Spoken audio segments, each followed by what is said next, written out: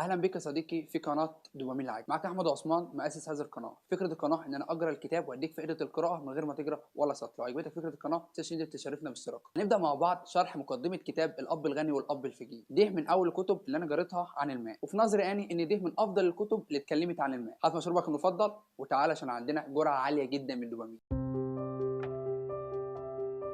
عندنا شخص اسمه روبرت ده كان عنده 9 سنين. كل هدف روبرت ان هو كان عايز يتعلم ازاي يكون غني. فبيقول روبرت: لقد ولدت ولدي ابوين، اب غني واب فقير، احدهما حاصل على تعليم عالي وحاصل على شهاده الدكتوراه، اما الاخر فلن يكمل صفه الثامن الاعدادي. يعني بالعربي كده هو طالع من سنه تانية اعدادي. هما الاثنين كانوا ناجحين في عملهم وكل واحد فيهم كان عنده دخل عالي، لكن واحد فضل مديون طول حياته اما الاخر فاصبح من اسرى الاثرياء في هواه. مات احدهما سايب لعائلته فلوس وعربيات وشركات وفلوس في البنك، اما الاخر فلن يترك سوى ديون مستحقه الدفع. يعني ساب وراه فلوس عاده الدفع. يعني مثلا واحد كان بيقول: ادرس جيدا وتعلم جيدا وهات درجات عاليه عشان خاطر تتوظف في شركه عاليه وتاخد مرتب عالي. اما الاخر فكان بيقول: ادرس جيدا وتعلم جيدا وهات درجات عاليه لكن علشان خاطر تشوف شركه جيده تشتريها. الاثنين كانوا متفقين على اهميه التعليم، لكن هما الاثنين كانوا مختلفين على ما هو بعد التعليم. انا ولا ضد الموظفين ولا ضد رجال الاعمال، انا كل مهمتي ان انا انقل الكلام اللي في الكتاب ان انا اوصله لك وانا استفيد وانت تستفيد. نرجع لموضوعنا. بيقول روبرت: احدهما كان لما يقابل مشكله كان يقول: انا ما اقدرش اعمل ده، الحاجه دي صعبه عليا،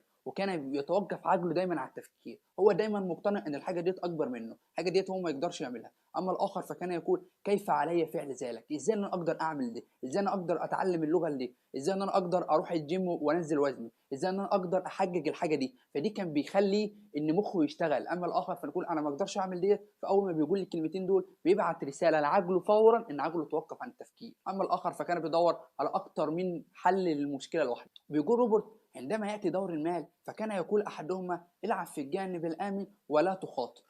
يعني خليك في الجانب الامن وما تخاطرش ياما. خلي بالك من فلوسك، حطها في مكان انت عارفه، استثمر في الحته اللي انت تعرفها. ما تخاطرش بفلوسك، خليك دايما في الجانب الامن، ما تحاولش انك تخاطر. اما الاخر فكان يقول: تعلم كيف تدير المخاطر، تعلم ازاي انك تقدر تكسب، تعلم ازاي ان انت تقدر تنمي فلوسك، تعلم ازاي ان انت تقدر تخش في حاجه ما انتش عارفها وتقدر تكسب فيها وتعدي منها. وكان يقول احدهما: انا عمري ما اكون ثري. يعني انا عليا التزامات وعليا ديون وعليا والدنيا، وبقى مرتبي دوت اللي هيخليني ساري، بقى مش عارف الدخل اللي هيخليني ساري، انا ابويا ما سابليش فلوس، انا الذنب مش فيا، انا ما اتعلمتش احسن علام. كان دايما بيلوم الظروف، كان دايما بيلوم الناس. اما الاخر فكان بيقول: انا ساري والاثرياء لن يفعلون ذلك. يعني كان دايما اي حاجه ما كانش بيعملها الاثرياء ما كانش بيعملها. يعني روبرت بيقول لك: انا كان ساعتها عندي 9 سنين ولا ابويا الغني اصبح غني ولا ابويا الفقير اصبح فقير. كان يقول احدهما: هناك فرق بين الافلاس والفقر.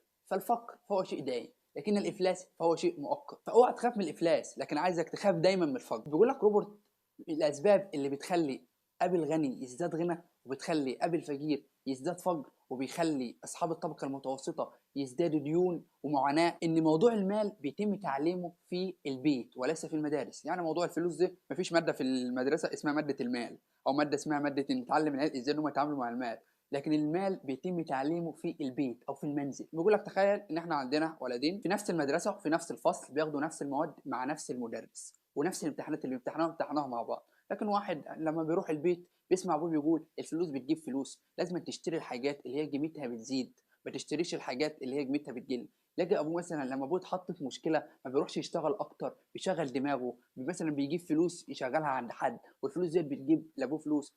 بالطريقه ديت الطفل وهو صغير طول ما هو قاعد في البيت فهو بيتاثر للبيئه اللي حواليه فبيلقط منها. الكلام ده اسمه التعليم المالي. اما الاخر فكان لما بيروح البيت مثلا كان بيقول: ادرس كويس عشان خاطر تلاقي وظيفه كويسه، عشان خاطر لما تكبر تعرف تتوظف في شركه كويسه والى اخره. فهو عايز يوضح لك ان موضوع المال بيتم تدريسه في المنزل، بس احنا بطريقه غير واعي. يعني انت بتتعلم المال عن طريق قرايبك او عن طريق البيئه اللي انت عايش فيها او البيئه المحيطه بيه. المهم الابن الاولاني اللي ابوه كان بيقول له: تعلم ازاي تفتح مشاريع وازاي انك تقدر انك الفلوس تجيب فلوس وتقدر انك، كان بيسمع الكلام ده حواليه دايما ومشاريع واستثمارات والكلام من ده في البيت. تمام. اول ما يكبر عمره ما يروح يدور على وظيفه، اول حاجه يعملها هيروح يفتح مشروع.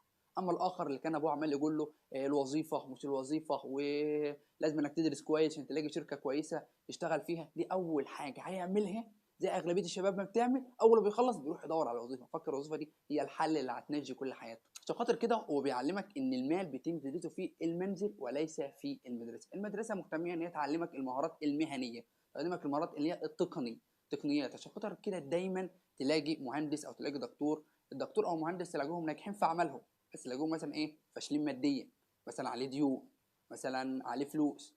طب ليه كده؟ طيب الفكره ان هو ما درسش المال في المدرسه، هو اتعلم المال عن طريق البيئه المحيطه به. فهو دكتور شاطر او مهندس شاطر او محاسب شاطر، كل هو شاطر في مهنته، لكن هو في موضوع المال ما هو شاطر. ليه؟ لان هو اتعلم المال من البيئه المحيطه به. بيقول روبرت: الحمد لله لقد ولدت ولدي ابوين، اب غني واب فقير، وده اعطاني فرصه ان انا اقدر اتعلم من ابويا الغني واتعلم من ابويا الفقير، اتعلم دي بيفكر ازاي واتعلم دي بيفكر ازاي. بيقول لك روبرت: ولاحظت ان ابويا الغني غني بسبب تفكيره ومعتقداته وسلوكه، اما ابويا الفقير فقير بسبب تفكيره وسلوكه ومعتقداته عن المال. الموضوع مش موضوع فلوس، انا ما لقيتش السبب زي الناس كلها ما فاكره ان الغني غني عشان خاطر معاه فلوس والفقير فقير عشان معاه فلوس. لا، قال لك المشكله كلها كانت في طريقه التفكير ما بينهم الاثنين. ومن ساعتها روبوت قرر ان هو يتعلم من ابوه الغني بدل ما يتعلم من ابوه الفقير، مع العلم ان ابوه الفقير كان هو اللي حاصل على الشهاده،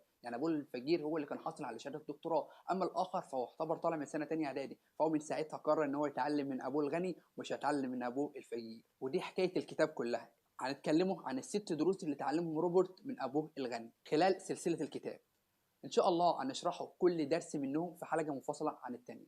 وان شاء الله الحلقه الجايه هنتكلم عن الدرس الاول اللي هو ان شاء الله يكون بعنوان: الاثرياء لا يعملون من اجل المال ولكن المال يعمل من اجلهم. الحلقه الجايه ديت هتفهمك ان مش لازم ان انت تكون غني ان انت تشتغل ياما زي الناس ما فاكره. ما تنساش ان انت تشترك في القناه وتشارك الحلقه مع حبايبك. سلام.